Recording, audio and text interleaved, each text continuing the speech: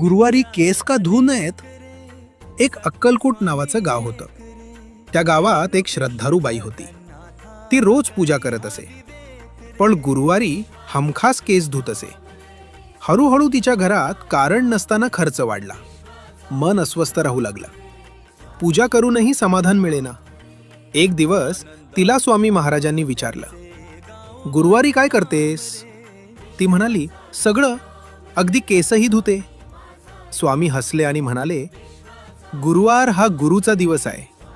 केस धुणं म्हणजे शरीरातील ओझ व लक्ष्मी तत्व वाहून जाणं.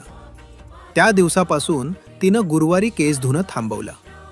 मन शांत झालं, घरात स्थैर्य आलं आणि पूजेला खरी एकाग्रता मिळाली. स्वामी महाराज म्हणतात, श्रद्धा अंध नसते, ती अनुभवातून येते. अशा माहितीपूर्ण कथा ऐकण्यासाठी व्हिडिओला लाईक